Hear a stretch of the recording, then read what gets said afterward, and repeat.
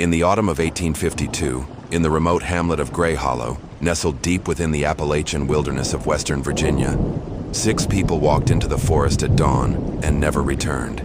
No bodies were ever found. No screams were heard.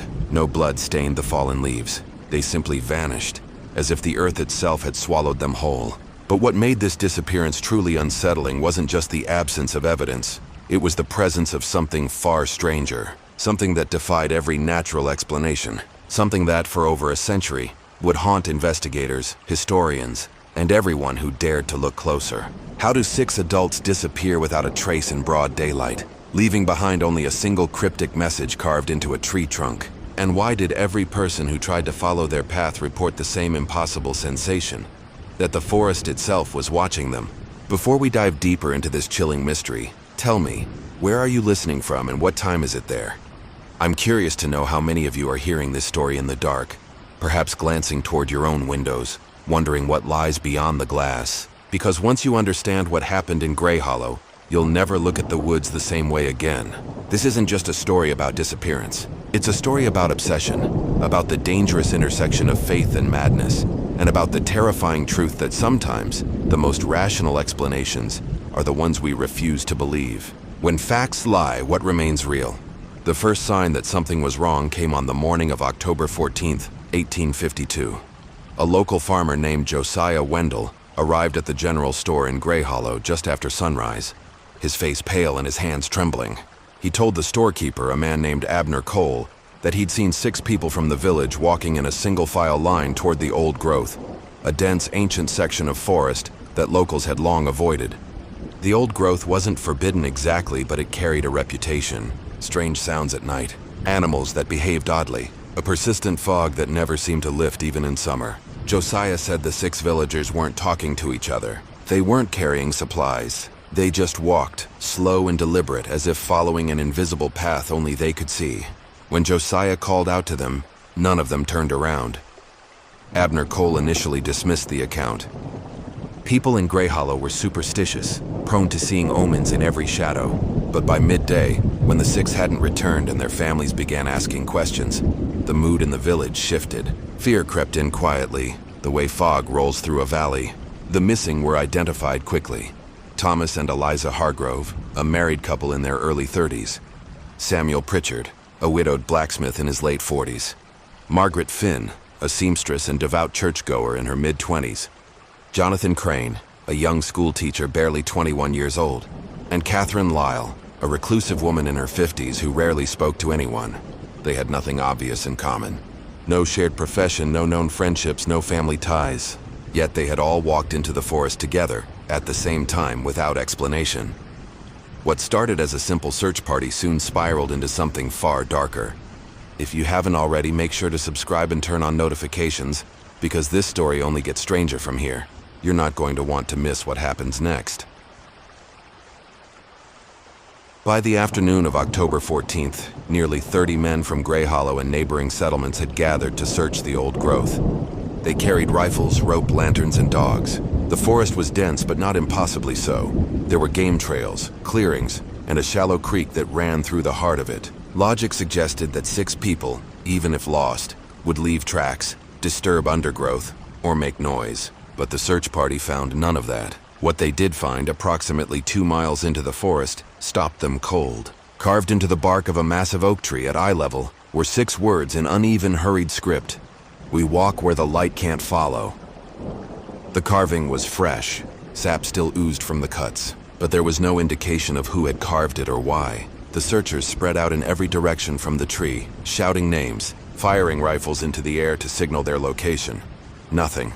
The dogs, normally reliable, behaved strangely. They whined, pulled against their leashes, and refused to move deeper into the forest. One dog, a well-trained hound belonging to a tracker named Peter Drummond, sat down in the middle of the trail and began to howl, a low, mournful sound that made the hair on every man's neck stand on end. Drummond later said the dog wouldn't stop staring at a patch of ground where nothing visible existed. No prints, no disturbance, just dead leaves and moss. When Drummond tried to force the dog forward, it bit him and ran back toward the village. As the sun began to set, the search party reluctantly withdrew. They agreed to resume at first light, with more men and better preparation. But that night, something happened that changed everything. 3 separate families in Greyhollow reported hearing voices outside their homes, soft, distant, almost singing. The voices seemed to come from the direction of the old growth. One woman, the wife of a miller, swore she heard her sister's voice calling her name. Her sister was Margaret Finn, one of the missing. When the woman opened her door and stepped outside, the voice stopped immediately, and she found herself standing in complete silence. The kind of silence that feels heavy and wrong, as if the world itself is holding its breath. She went back inside and locked every door and window. The second day of searching brought no new answers, only deeper confusion. A minister from a nearby town, Reverend Silas Blackwood, joined the effort. He was a stern, logical man, educated and skeptical of superstition. He insisted that the 6 villagers had simply gotten lost and would be found if the search was conducted methodically. He organized the men into a grid pattern, covering every square foot of the old growth within a 3-mile radius of the carved tree. They found nothing. No clothing, no belongings, no signs of struggle. It was as if the 6 had evaporated. But Reverend Blackwood noticed something the others had missed, a pattern in the trees themselves. Every 50 paces or so, there was another mark. Not words this time, but symbols. Crude circles with lines radiating outward like crude suns or stars. They were carved at chest height, always facing the same direction, deeper into the forest. Blackwood followed the symbols for nearly a mile, his unease growing with every step. The forest seemed to change the farther he went. The trees grew taller, older, their bark blackened and twisted. The undergrowth thinned out, replaced by bare earth and exposed roots. The air felt colder, denser, as if he were descending into something rather than walking through it. And then the symbols stopped. The last one was carved into a tree at the edge of a small clearing. In the center of the clearing was a stone, a single flat boulder, roughly 10 feet across. On its surface, arranged in a perfect circle, were 6 items: a woman's bonnet, a man's hat, a pair of spectacles, a leather-bound Bible, a blacksmith's hammer, and a child's wooden toy. The items were placed with care, each one equidistant from the next, but there were no footprints around the stone, no signs that anyone had been there. Blackwood returned to the village and reported what he'd found. The items were identified immediately. They belonged to the missing 6. The bonnet was Eliza Hargrove's. The hammer was Samuel Pritchard's. The Bible belonged to Margaret Finn, who carried it everywhere. But how had these objects ended up in the clearing, arranged so deliberately when there was no evidence anyone had been there? And why would the missing villagers leave their belongings behind in such a strange manner? The questions multiplied faster than anyone could answer them. Fear turned to paranoia. Some villagers began to whisper about witchcraft. Others blamed the forest itself, claiming it was cursed. A few suggested the 6 had been taken by something: spirits, demons, creatures from old folklore. Reverend Blackwood refused to entertain such ideas. He insisted there was a rational explanation, even if it wasn't yet apparent. But doubt had taken root. Over the following days, more strange occurrences were reported. A farmer found all his livestock dead in the barn. No wounds, no signs of illness, just dead, as if they'd all stopped breathing at once. A woman claimed she saw figures standing at the edge of the old growth at night, motionless, watching the village. A child told his mother he'd seen the walking people pass by their house after dark, moving in single file, silent and slow, just like Josiah Wendell had described. The village constable, a man named Garrett Mills, tried to maintain order, but even he couldn't explain what was happening. He organized nightly patrols, but the men were too frightened to go near the forest after sunset. On October 21st, exactly 1 week after the disappearance, a 7th person went missing.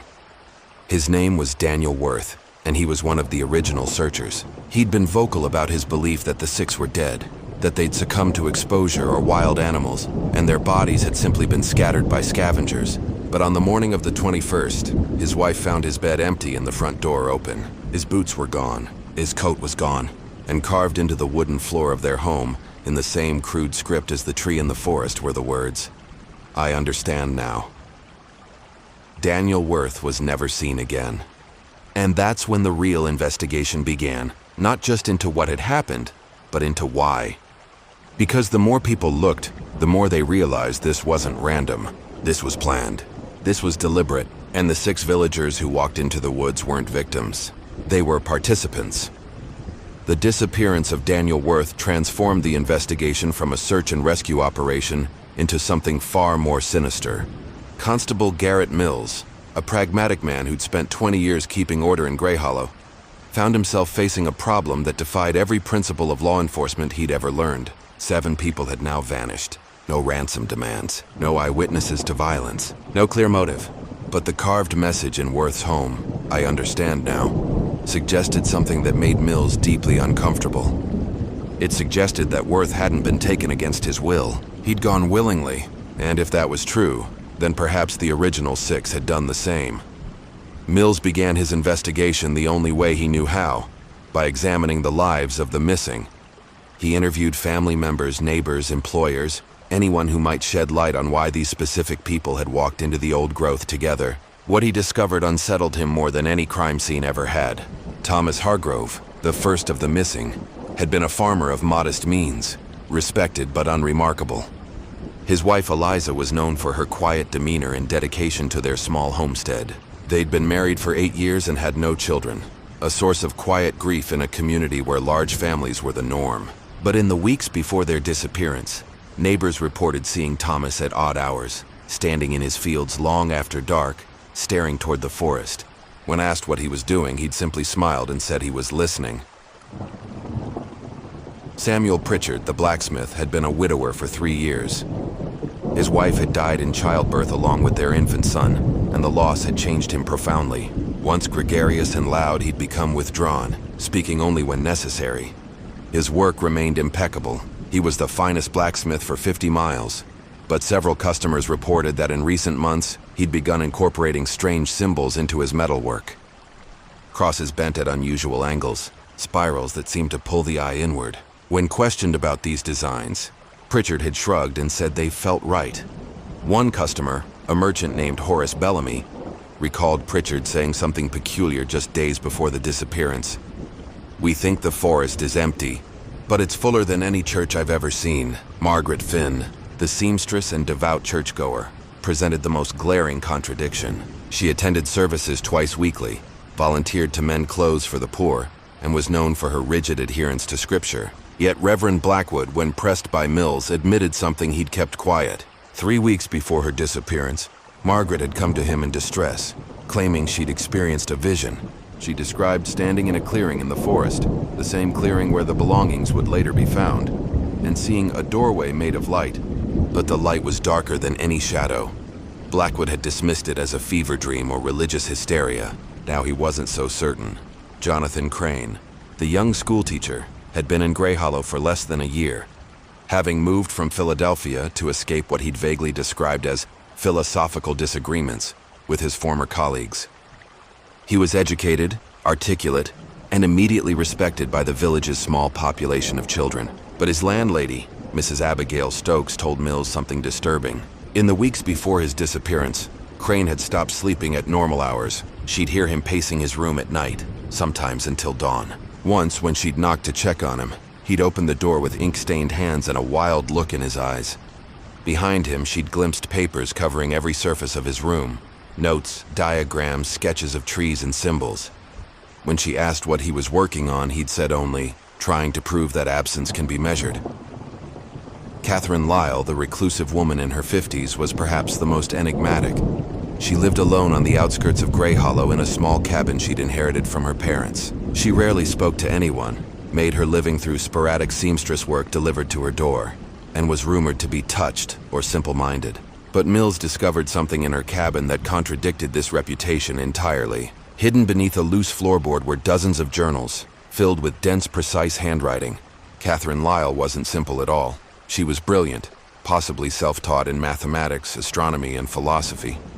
Her journals contained calculations, star charts, and lengthy philosophical treatises on the nature of consciousness and perception. One entry, dated October 1st, 1852, read, "If 6 points of awareness converge on a single threshold, does the threshold open, or do the 6 cease to be points at all?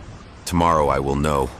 The pattern was undeniable now. These weren't random victims. They were connected by something deeper, an obsession, a shared belief, or perhaps a shared madness. But what? Mills brought his findings to Reverend Blackwood, hoping the minister's education might offer insight. Blackwood studied the evidence for hours, poring over Catherine's journals, Margaret's vision, Crane's cryptic statement about measuring absence. Finally, he looked up at Mills with an expression somewhere between revelation and horror. "They believe they'd found a way out," Blackwood said quietly. "Not out of the forest, out of existence itself." Blackwood explained his theory carefully. Based on the journals and testimonies, he believed the six had formed a secret group, united by a radical philosophical idea, that reality as humans perceived it was a prison, a limitation of consciousness, and that certain places in the natural world acted as thresholds where this limitation could be transcended. The old growth, with its ancient trees and persistent fog, had become their focal point. They believed that by walking into it together, at a specific time in a specific state of mind, they could pass through some invisible boundary into, what? Another plane of existence? A higher consciousness? Oblivion? Even Blackwood couldn't say, but the evidence suggested they'd been planning it for months, perhaps longer.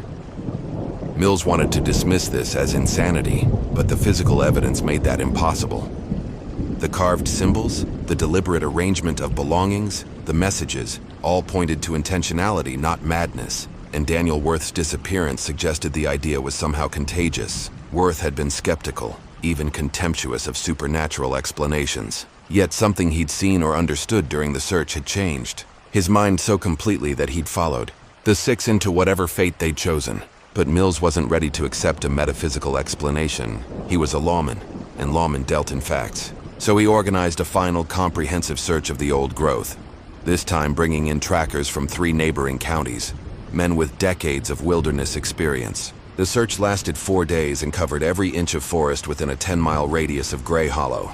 They found more symbols, dozens of them, forming a trail that spiraled deeper into the old growth in a pattern that seemed mathematically precise. They found the clearing with the stone again, but this time the belongings were gone, simply vanished, as if they'd never been there. And at the very heart of the spiral, in the densest part of the forest where sunlight barely penetrated, they found something that stopped them all.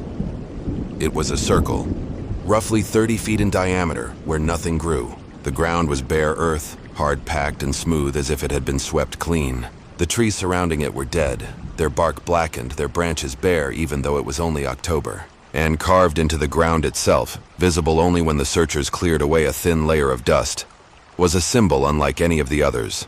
Complex, geometric, almost architectural in its precision. One of the trackers, a Shawnee man named Two Rivers who'd agreed to join the search, took one look at the symbol and refused to go any closer. When Mills demanded an explanation, Two Rivers said simply, "That's not a place, that's an opening, and it's still open." Mills had the symbol sketched by one of the men who could draw. When he showed the sketch to Reverend Blackwood, the minister's face went pale. He recognized it, not from any religious text, but from Catherine Lyle's journals. She'd drawn the same symbol repeatedly, always with the same notation. The convergence point, where 6 become 1, and 1 becomes none. Blackwood's hands shook as he held the sketch. "They succeeded," he whispered. Whatever they were trying to do, they succeeded. But Mills refused to believe in mystical thresholds or transcendent vanishings. There had to be a rational explanation, so he did what any good investigator would do. He looked for a motive beyond philosophy. He began investigating whether the 6 had been involved in any criminal activity, whether they'd had debts, enemies, or secrets that might explain a coordinated disappearance. What he found was worse than anything supernatural. Thomas Hargrove, it turned out, had been corresponding with a man in Philadelphia, a former medical doctor named Cornelius Webb, who'd been dismissed from his position for conducting unauthorized experiments on cadavers. The letters discovered hidden in Hargrove's barn described Webb's theories about consciousness existing independent of the body, and his belief that death was merely a transition of awareness rather than an ending. Webb had encouraged Hargrove to gather like-minded individuals for what he called a practical demonstration of posthumous consciousness. Samuel Pritchard had withdrawn his entire life savings from the bank in the weeks before his disappearance, nearly $300, a fortune for a blacksmith. The money was never found, but bank records showed he'd exchanged it all for gold coins, which were far easier to hide or transport. Why would a man planning to transcend existence need gold? Margaret Finn's vision, upon closer examination of church records, hadn't been spontaneous at all. Reverend Blackwood discovered she'd been meeting secretly with Jonathan Crane for months, ostensibly for philosophical discussions about the nature of faith. But Crane had been feeding her ideas from European philosophers, Schopenhauer, Kant, obscure mystics, that directly contradicted Christian doctrine. She hadn't had a vision. She'd been indoctrinated. Jonathan Crane's philosophical disagreements in Philadelphia were more sinister than anyone had realized. Mills sent telegrams to authorities there and learned that Crane had been dismissed from his teaching position after allegations surfaced that he'd been conducting psychological experiments on students, testing their responses to isolation, sensory deprivation, and suggestion. One parent had accused him of trying to break my son's grip on reality. Crane had left Philadelphia one step ahead of potential criminal charges. And Catherine Lyle, the brilliant recluse, had a history Mills hadn't uncovered initially. 20 years earlier, she'd been institutionalized briefly in Richmond after a nervous episode following her parents' deaths. Medical records described her as suffering from dissociative fugue states and persistent derealization. She'd been released when her symptoms improved. But the underlying condition had never been cured, merely managed. Her journal suggested she'd been living in a state of partial detachment from reality for decades, and that she'd convinced herself this detachment wasn't illness but enlightenment. The picture that emerged was chilling. The six hadn't been ordinary villagers drawn together by coincidence. They'd been carefully selected, or had selected themselves, based on psychological vulnerability, philosophical inclination, and willingness to embrace ideas most people would reject as madness. Jonathan Crane had been the architect, Catherine Lyle the theorist, and the others willing participants in what was essentially a coordinated delusion. But that still didn't explain the physical evidence, the symbols, the clearing, the impossible silence of their disappearance. Mills presented his findings to a special meeting of Greyhollow's town council on November 3, 1852. He laid out the evidence, the connections between the six, Crane's history, Webb's letters, the withdrawn money. He argued that this was an elaborate hoax, that the six had staged their disappearance, possibly with outside help, and were likely living under assumed names somewhere far from Virginia. The symbols and belongings were theater, meant to create mystery and misdirection. The council wanted to believe him. It was the only explanation that didn't require accepting something impossible. But then a woman named Sarah Pritchard, Samuel's sister, stood up and asked a question no one could answer. If my brother staged his disappearance, why did he carve those symbols on the inside of his coffin? The room fell silent.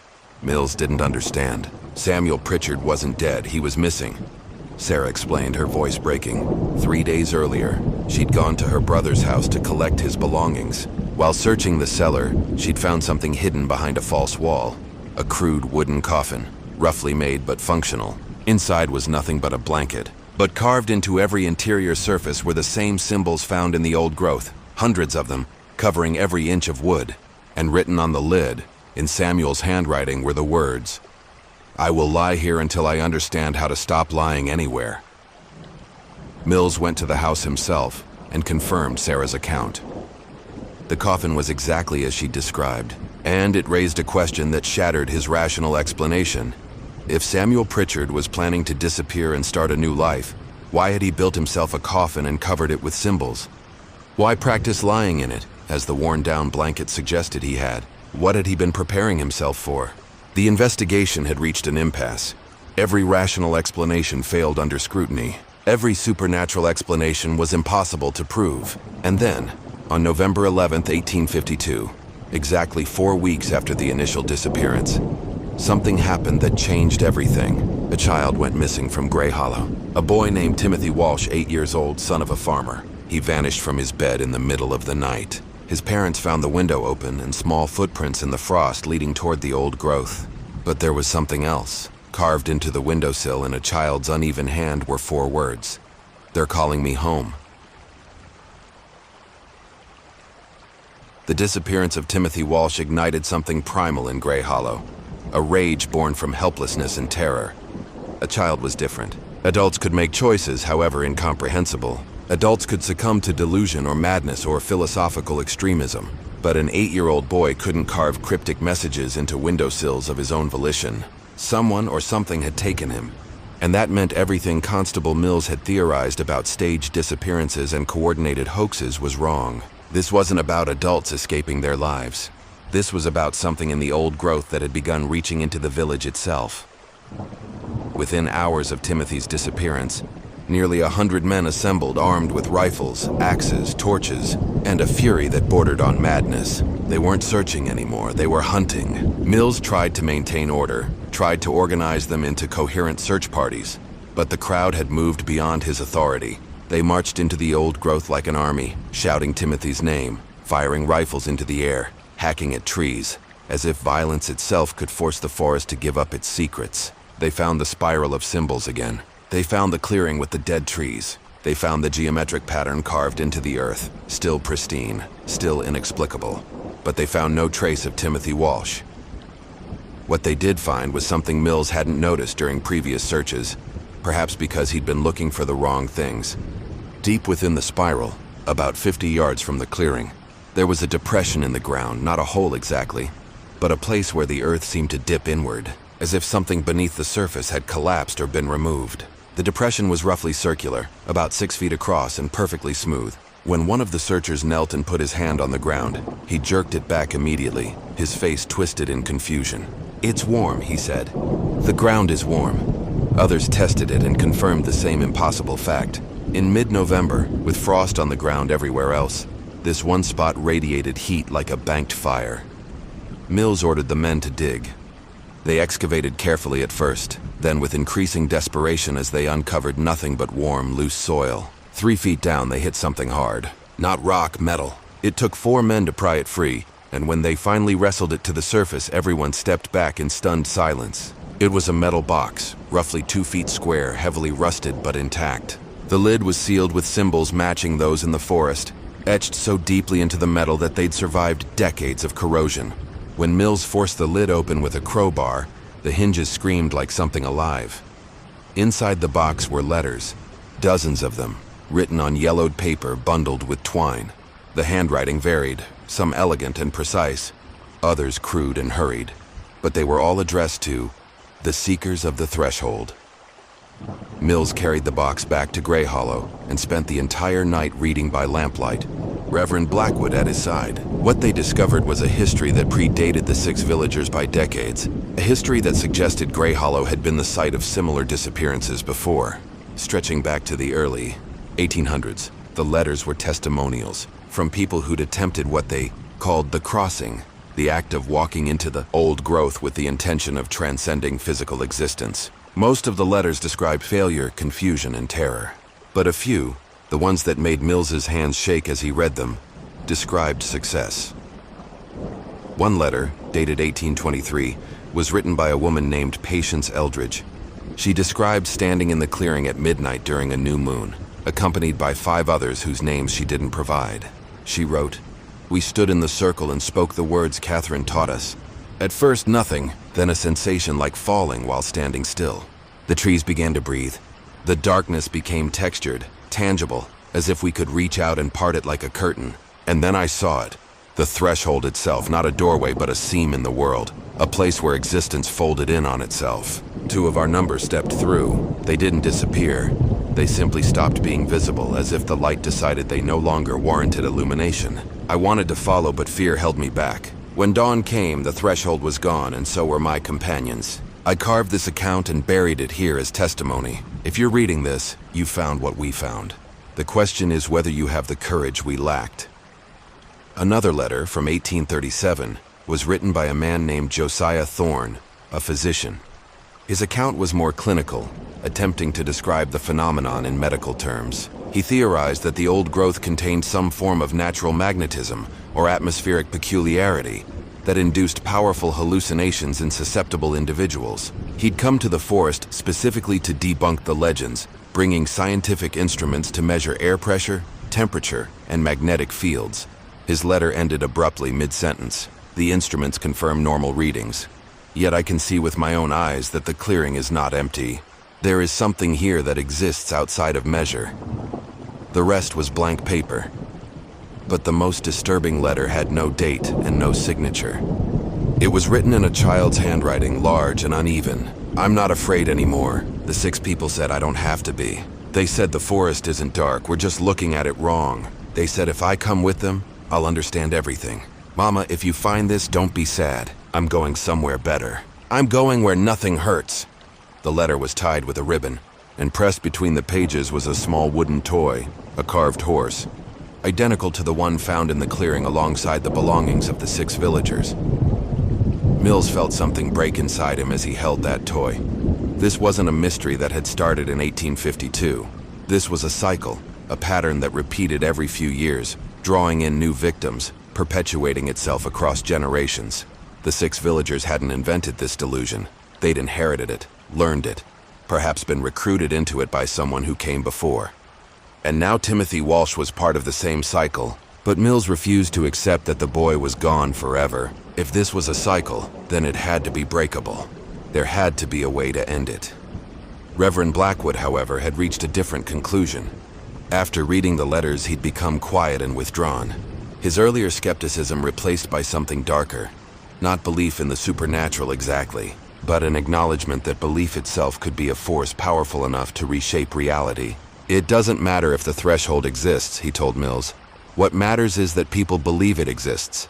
Belief can make people do impossible things. It can make them walk into forests and never come back. It can make them abandon children and families. It can make an 8-year-old boy climb out his window in the middle of the night and carve messages he doesn't understand." The 6 villagers didn't find a doorway to another realm, Constable. They created one through sheer force of shared conviction. And now that doorway exists in the minds of everyone who hears about it.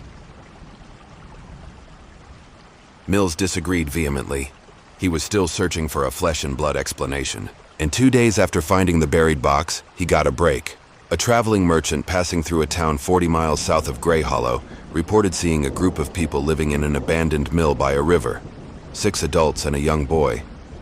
They kept to themselves, spoke to no one, and seemed to be waiting for something.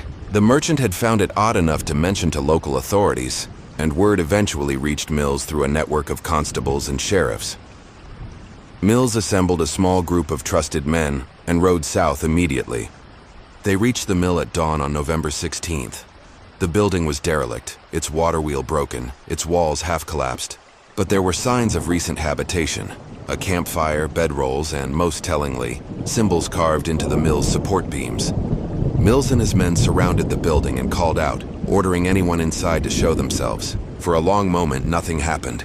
Then a figure emerged from the shadows. A man, gaunt and hollow-eyed, dressed in clothes that might once have been fine but were now filthy and torn. Mills recognized him immediately from descriptions provided by family members. It was Jonathan Crane. Crane didn't run, didn't resist. He simply stood there, smiling faintly as if he'd been expecting them. "You came," he said, his voice hoarse but oddly cheerful.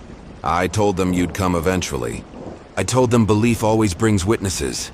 Mills demanded to know where the others were, where Timothy Walsh was. Crane's smile widened. "They're here. We're all here, but we're also not here. Do you understand? We're standing in 2 places at once." Before Mills could respond, Crane stepped backward into the mill's shadows and vanished. Mills and his men rushed inside, weapons drawn. The interior of the mill was empty except for one thing.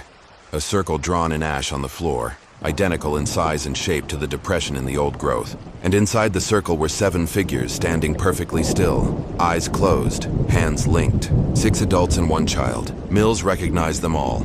Thomas and Eliza Hargrove, Samuel Pritchard, Margaret Finn, Catherine Lyle, Jonathan Crane, and Timothy Walsh. They were alive, breathing, physically present, but they didn't respond to shouts, to being shaken, to Mills's increasingly desperate attempts to wake them. They stood like statues, their faces serene, completely unaware of the world around them. Mills had his men carry them outside one by one, laying them on the ground in the sunlight. A local doctor who'd accompanied the group examined each person carefully. Pulse normal, breathing normal. No injuries, no signs of illness or malnutrition despite being missing for over a month. But they were utterly unresponsive, locked in some kind of catatonic state. The doctor had never seen anything like it. "It's as if they're asleep," he said, "but dreaming so deeply they can't hear us calling them back." For 3 days, Mills tried everything to wake them. He shouted, doused them with cold water, had the doctor administer smelling salts and stimulants. Nothing worked. The 7 remained locked in their silent communion, their faces peaceful, almost beatific. But on the 3rd night, something changed. Timothy Walsh opened his eyes. He looked at Mills with an expression that didn't belong on a child's face. Ancient, knowing, utterly calm. "You shouldn't have brought us back," the boy said. "We were almost through." Mills knelt beside him. "Through to where, Timothy? What happened to you?" The boy smiled, and it was wrong. All wrong, because it was the exact same smile Crane had given them. "We found it," Timothy whispered. "The place where you stop being afraid because you stop being anything at all." Catherine was right. 6 points of awareness converging on a single threshold. We were the 6. And then Daniel came, and then me, and we became more than 6. We became the opening itself. Mills asked where they were, physically in reality. Timothy looked at him with something like pity. "We're in the old growth. We never left. These bodies you see here, they're just echoes, reflections. The real us is standing in the circle, and will stand there until the circle opens completely."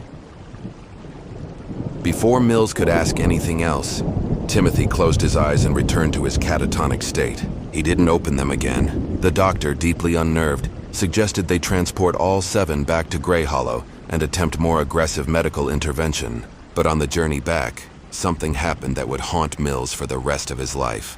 As they approached the edge of the old growth, taking the main road that skirted its boundary, all 7 of the catatonic figures began to convulse simultaneously. Their eyes snapped open, but the pupils were completely dilated, black and bottomless. They spoke in unison, their voices overlapping in perfect synchronization. "The circle is waiting. The circle is always waiting. 6 + 1 + 1. 8 points now. The threshold requires 9. And then as one they died. Not gradually, not with struggle or suffering, but instantly, as if someone had blown out 7 candles at once. One moment they were breathing, the next they simply weren't. The doctor frantically checked for pulses and found none. 7 people, dead in the same instant with no medical explanation.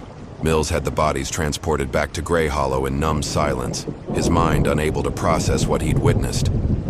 The autopsies revealed nothing. No poison, no disease, no physical cause of death. The town physician who examined them wrote in his report, "Cause of death unknown. It is as if the animating force simply departed the body by choice." The families, devastated and confused, buried their dead within the week. But 3 days after the funeral, something happened that confirmed Mills's worst fears. The graves were found disturbed. The coffins opened from within. All 7 bodies were gone. And carved into the wooden coffin lids in identical script were the words, "We return to finish what we started." A search party found them exactly where Mills knew they would be, in the clearing in the old growth, standing in the circle carved into the earth, eyes open, very much alive. But when the searchers called out to them, they didn't respond. They simply stood there motionless, staring at something invisible. And this time, Mills didn't try to bring them back. He'd finally understood what Reverend Blackwood had tried to tell him. This wasn't something that could be stopped by force or reason. This was belief made manifest, a shared delusion so powerful it had bent reality around itself. Mills posted guards at the edge of the old growth with orders to prevent anyone from entering. But the guards reported the same thing night after night. They could see the 7 figures standing in the clearing, illuminated by moonlight, never moving, never sleeping. And every night, the circle around them seemed to glow faintly, as if something beneath the earth was slowly waking up. By December 1852, people began leaving Greyhollow. Families packed their belongings and moved to neighboring towns, unwilling to live so close to whatever was happening in the old growth. Within a year, the village was nearly abandoned.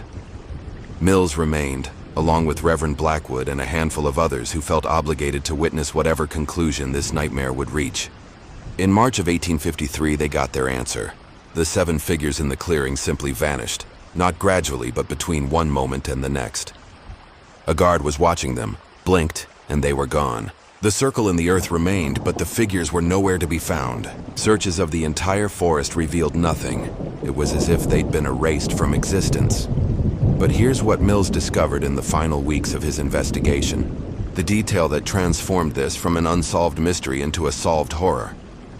Jonathan Crane had left behind journals in the abandoned mill, hidden beneath a floorboard. Mills found them months later, During a final sweep of the building, the journals contained the truth, all of it meticulously documented. Crane had been planning this for years, ever since his time in Philadelphia. He'd studied cases of mass disappearances, religious cults, psychological manipulation. He'd identified Greyhollow specifically because of its isolated location and the legends surrounding the old growth. He'd researched the buried letters before arriving, learned the history of previous attempts at the crossing, and decided to succeed where others had failed. But the journals revealed something darker. Crane hadn't believed in the threshold at all. He'd viewed the entire thing as a psychological experiment, an attempt to create a folie à plusieurs, a shared madness so powerful it would allow him to observe the limits of human suggestibility. He'd selected the other 5 carefully based on their psychological vulnerabilities. Thomas Hargrove's grief over childlessness, Samuel Pritchard's survivor guilt, Margaret Finn's religious extremism, Catherine Lyle's dissociative disorder, Eliza Hargrove's desperate need for meaning. He'd manipulated them methodically, feeding them ideas, staging encounters, even burying the metal box himself with forged letters to create a false history. The plan had been simple: convince them to walk into the forest, perform a meaningless ritual in the clearing, then slip away while they were disoriented, and establish new identities elsewhere. Crane had arranged everything: the symbols, the belongings in the clearing. Even Daniel Worth's recruitment was planned, orchestrated through carefully worded suggestions planted during the initial search. But something had gone wrong. According to the journal's final entries, written in increasingly frantic handwriting, Crane had lost control of his own experiment. The 5 had begun experiencing genuine shared hallucinations. The threshold they'd invented as fiction had somehow become real in their collective perception, and Crane, attempting to maintain his role as architect, had found himself unable to break free from the delusion he'd created. His last entry, dated November 15, 1853, the night before Mills found them at the mill, read, "I no longer know what's real. I created the threshold as a lie, but the lie has become a truth I can see and touch. The others were right all along. There is something in the clearing. I can feel it pulling at me, demanding completion. We need 9 points of convergence, 9 consciousnesses focused on a single impossible idea.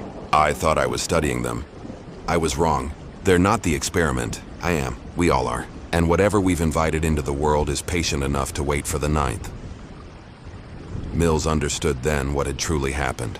Crane had manufactured a mystery, but in doing so, he'd created something that took on a life of its own. Not supernatural, but psychological. A thought virus that infected everyone it touched. The 6 villagers hadn't found a doorway to another realm. They'd collectively generated a delusion so powerful, so detailed, so mutually reinforced, that it had overridden their grip on reality. They died and seemingly returned not because of mystical forces, but because extreme psychological trauma had induced death-like catatonic states, followed by fugue states where their bodies operated on autopilot, driven by a single obsessive idea. The disappearances, the symbols, the impossibilities, all could be explained by a group of people who'd lost the ability to distinguish between what they believed and what actually existed. But that explanation, however rational, didn't account for one final detail.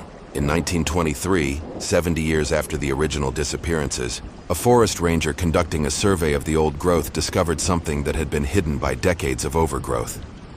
9 stone markers, arranged in a circle in the exact spot where the carved pattern had once been. Each marker bore a name: Thomas Hargrove, Eliza Hargrove, Samuel Pritchard, Margaret Finn, Catherine Lyle, Jonathan Crane, Daniel Worth, Timothy Walsh, and one name that made the ranger's blood run cold: Garrett Mills.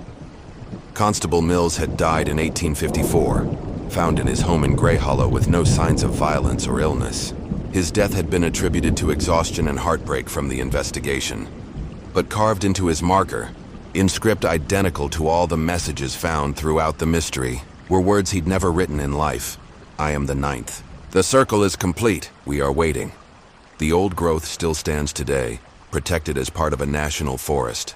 The clearing has been located and studied by botanists, geologists, and psychologists. No anomalies have been found, no magnetic fields, no atmospheric peculiarities, no physical explanation for why that particular spot became the focal point of such tragedy. The official conclusion, recorded in historical archives, is that the 6 villagers of Greyhollow were victims of mass psychosis, orchestrated by a manipulative intellectual who became trapped in his own deception. Timothy Walsh was an innocent child caught in the delusion. Daniel Worth and Garrett Mills were subsequent victims of a contagious psychological break that spread through proximity and suggestion. But every few years, someone hiking in that part of the forest reports the same thing: a feeling of being watched, a sensation that the ground beneath a certain clearing is warmer than it should be, and the distinct impression that if they stood in just the right spot and thought just the right thoughts, something would open. And sometimes in the deep winter when snow covers the ground, hikers report seeing footprints leading into the old growth, 9 sets of prints, walking in single file, appearing overnight where no human could have walked. The prints lead to the clearing and stop, as if 9 people walked to that spot and simply stopped existing. Does solving the unknown always bring peace, or something more disturbing? The records show what happened. Crane's journals explain his methods. The psychology has been analyzed by experts. The case is technically solved, but knowledge doesn't always bring comfort. Sometimes understanding makes the darkness deeper, because now we know that reality itself can be overwritten by belief, that enough conviction can make impossibilities manifest, and that the line between madness and truth is thinner than we'd like to admit. So let me ask you this. What would you have believed if you were there? Would you have trusted the rational explanation, knowing it couldn't account for every detail? Or would you have felt the pull of the threshold yourself, wondered if maybe, just maybe, the 6 villagers found something real in that forest, something that exists in the space between what we know and what we fear? The choice between sanity and mystery has never been as simple as we pretend. If this story left you questioning what's real and what's merely believed into existence, hit that like button and subscribe for more deep dives into history's darkest mysteries. Share this with someone who needs to question their reality a little more. And remember, some doors remain closed not because they can't be opened, but because we're afraid of what comes through when they are.